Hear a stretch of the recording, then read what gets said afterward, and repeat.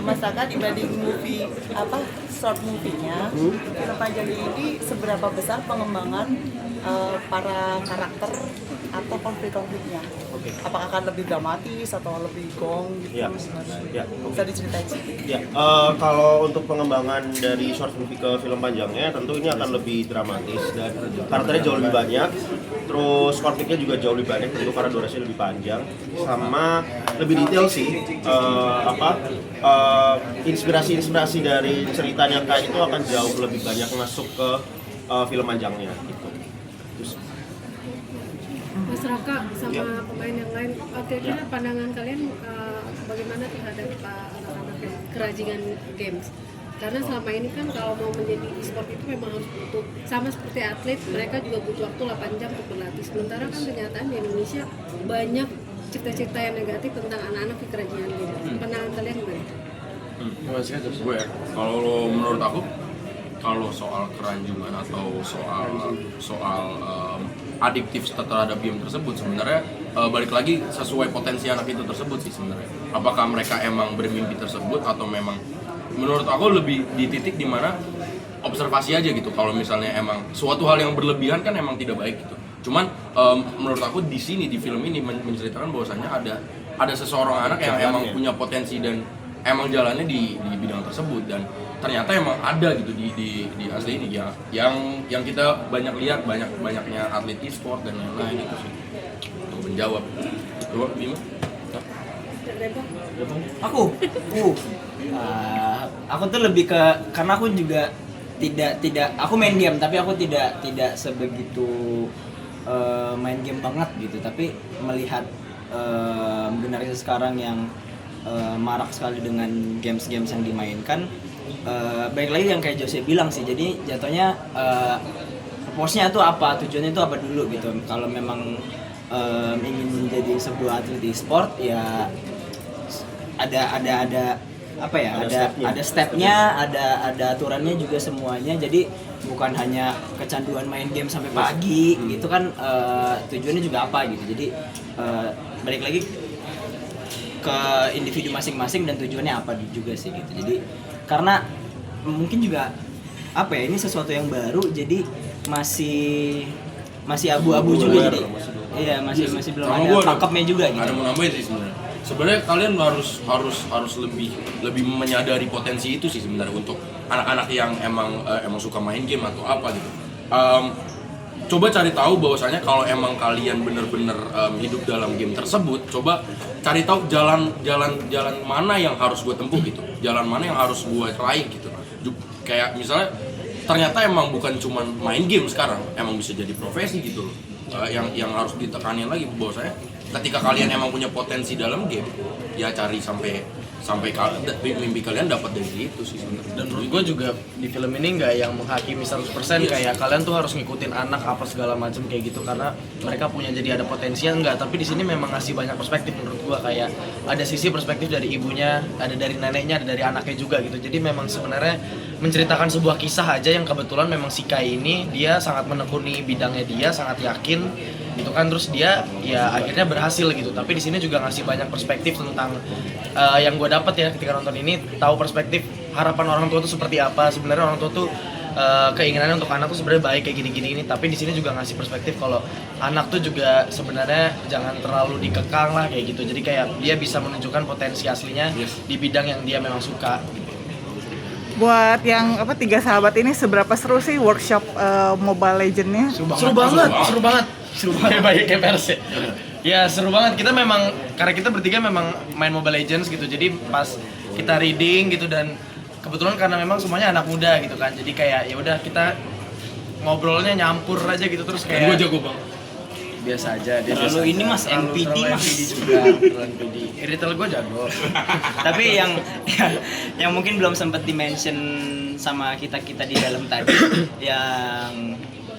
yang kita rasakan dan gue pribadi rasakan tuh, yang bikin happy adalah dari antara kita bertiga, gue, Bima dan Josi tuh kami di luar pekerjaan juga berteman gitu, dan ketika kami disatukan di suatu project terlalu diperhatiin. Ketika disatuin di satu project tuh terkadang apalagi kita di umur yang sama, egonya tuh kan masih sama-sama tinggi ya. Jadi gue punya ego gue sendiri, Bima pun begitu, begitupun Josie, begitupun Raka sebagai direkturnya gitu. Jadi tapi apa ya, magic atau uniknya di project ini tuh kita bisa kalahin ego kita masing-masing gitu, supaya tidak ada yang ngerasa bahwa gue harus lebih menonjol di sini, gue harus lebih ada kelihatan, gue harus lebih terang di sini. Jadi kita benar-benar saling merangkul untuk tidak memunculkan ego bahwa Layarnya akan berasa. ya harus menonjol, ada yang menonjol sendiri atau enggak. Jadi ego di situ, karena gue beberapa kali ngerasain di beberapa project ketika anak muda disatuin semua tuh egonya sangat berasa banget, sangat clash banget gitu. Ketika persaingan itu juga sangat berasa gitu. Tapi di sini syukur alhamdulillah tidak terjadi itu sih. Itu yang mungkin yang bikin lancar itu menurut gue. Apakah ada kayak atlet e-sportnya juga yang jadi supervising? Ada. Kami melibatkan beberapa teman-teman Onyx juga sebetulnya untuk kita bikin aset game, lalu melatih juga, dan kita riset juga ke teman-teman Onyx gitu tentang bagaimana jari-jari itu gimana sih kok bisa cepet banget tuh si Kyrie gitu. Kita akan riset. Kita sempat sama-sama ini. Masyarakat sempat ngasih kita bertiga workshop untuk lebih mendalami Mobile Legends itu seperti apa. Kayak orang yang benar-benar ngasih hidupnya untuk games, sebuah games itu seperti apa tuh masyarakat sempat ngasih. Gue melibatkan ini sih, asisten juga yang dia dulunya bercita-cita menjadi pro player juga, dan dia sempat masuk ke skena gaming juga. Jadinya kita serba mudah banget sih. Soalnya ke asistenku juga, jadi sangat gampang kemarin pada saat meng-apply gamingnya. Mas, kenapa judulnya Nobody Loves Sky? Tonton sendiri nanti di Kan filmnya. di awalnya kan short filmnya kan The Dream Chaser ya. Itu positif gitu. Tapi kalau di sini lebih ke tone negatifnya, kenapa? Sebenarnya ini judulnya nanti kalian bisa tonton di filmnya. Itu kenapa judul ini jadi muncul? Gitu. Tapi yang bisa aku jelaskan adalah ya ketika kamu mengejar sesuatu dengan sangat kuatnya, kamu tentu akan bergesekan dengan orang di sekitar kamu, dan itu konsekuensinya. Nah, somehow judul ini merepresentkan itu. Nah, tetapi untuk detailnya kenapa kok bisa ada judul ini, itu harus nonton di filmnya. Yes. Oke teman-teman, ada pertanyaan terakhir mungkin? Ada supervising dari itunya sendiri nggak sih, Kai-nya sendiri? Kyrie. Kyrie-nya dia. Kalau Kyrie kita cuma terlibat di praproduksi aja, ketika riset, ketika ngobrol, terus ketika kita membacakan skripnya ke dia, lalu mempertontonkan film kita di draft 2 pada ke dia. Nah, kita melibatkan dia di situ. Jadi dia akan masih memberikan input.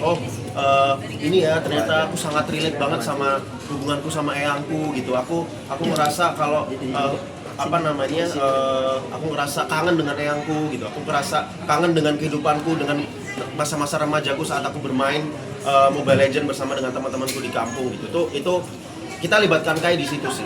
Jadi dia memberikan insight tentang filmnya itu pada saat praproduksi, saat post production ketika berjalannya proses editing. Nggak ada input dari dia gitu, kayak masukan-masukan. Itu. Itu. Dia Di cameo nggak? apa? Di cameo juga. Aduh, ada nggak ya? Ada nggak ya? Oke teman-teman, untuk menutup kita bisa diwakilkan oleh Mas Raka apabila ada kata-kata penutup atau pesan-pesan atau Asik. kata-kata terakhir. Kata-kata terakhir. Apa Mas Boy belum masuk nih? Mendekat. Ngomong apa ya? Ya teman-teman, jangan lupa nonton Nobody Loves Sky 4 Juni 2026 di bioskop-bioskop kesayangan kalian. Terima kasih. Terima kasih.